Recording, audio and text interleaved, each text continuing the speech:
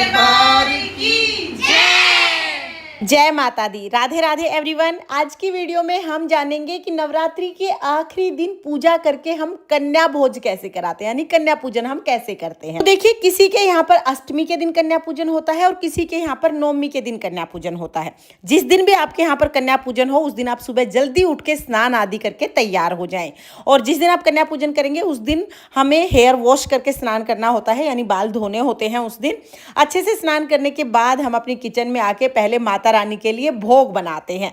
तो देखिए, नवरात्रि के आखिरी दिन जिस दिन आप कन्या पूजन करेंगे उस दिन हलवा पूरी चने का भोग बनाया जाता है। तो इसलिए आप सुबह जल्दी उठ जाइएगा। सुबह के समय हमें कन्या पूजन करना होता है। इस दिन कन्या मिलना बहुत मुश्किल हो जाता है, तो आप एक दिन पहले ही कन्याओं को निमंत्रण दे दीजिएगा कि कल हमारे घर भोज करना है। तो देखिए, यहाँ पर हमने हलवा बना लिया है, सब्जी मैंने बना ली है, साथ में मैं यहाँ पर पूरियाँ बना लूँगी और चने का प्रसाद मैं यहाँ पर बना लूँगी। हलवा पूरी चने का प्रसाद बनाना जरूरी होता है। तो यहाँ पर हमारा हलवा, चने, सब्जी, पूरी का प्रसाद बनके तैयार हो गया है। अब प्रसाद बनाने के बाद, जो भी प्रसाद आपके यहाँ पे बनाया जाता है, प्रसाद बनाने के बाद फिर हम पूजा कर लेंगे। तो देखिए, पूजा करने के लिए जैसे हम रोजाना पूजा करते थे उसी तरह से हमें पूजा करनी है। सुबह सुबह जल के छींटे लगाकर भाव रूप में स्नान करा देंगे, देसी घी का दीपक जलाएंगे। उसके बाद देखिए, वस्त्र तो हमने पहले ही पहना रखे हैं सभी को, हम बस जल का छींटा लगा के और सबको तिलक कर देंगे। तो यहाँ पर हम सबको तिलक कर देंगे, फूल समर्पित कर देंगे। भोग में हमें आखिरी दिन हलवा पूरी चने का भोग समर्पित करना होता है। तो हलवा पूरी चने का भोग आप जरूर समर्पित कीजिएगा, क्योंकि जो आखिरी नवरात्रा होता है उस दिन माता रानी को हलवा पूरी चने का भोग चढ़ाया जाता है। फिर हम जल समर्पित कर देंगे। छोटा सा हम हवन करेंगे। तो हवन में हम गाय के गोबर से बने हुए उपले को जला के इसमें अग्नि प्रज्वलित कर लेंगे।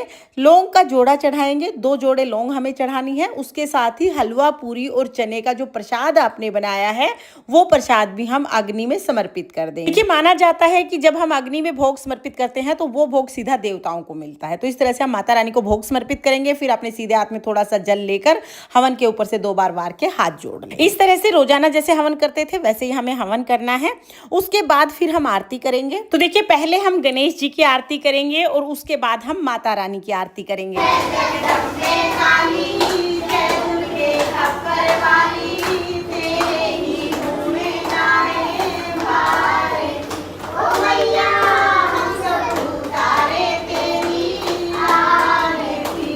इस तरह से अष्टमी नवमी के दिन हमें पूजा करनी है। मैं जब पूजा कर रही थी तो कन्या आ गई, वो भी पूजा में शामिल हो गई।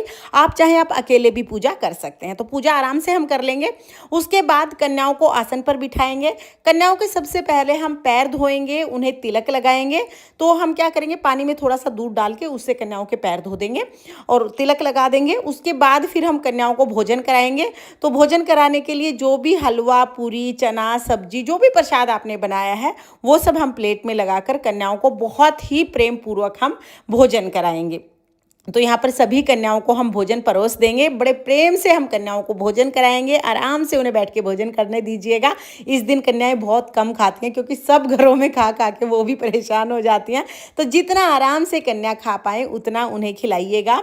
और आप ये ध्यान रखिएगा कि कन्याओं की प्लेट खाली नहीं होनी चाहिए। जब वो अपने घर जाएंगे ना, उस टाइम पर भी उनकी प्लेट में सभी चीज़ें होनी चाहिए, यानी प्रसाद उनकी प्लेट में होना चाहिए। फिर जब कन्याएं खाना खा लेंगी उसके बाद जो भी गिफ्ट आप कन्याओं के लिए लेके आए हैं वो उनको जरूर दीजिएगा। देखिए, कन्याओं को सजने संवरने की चीजें बहुत अच्छी लगती हैं और बहुत सस्ती भी आ जाती हैं। जो आपके बजट में हो उस अनुसार आप कन्याओं को गिफ्ट जरूर दीजिएगा।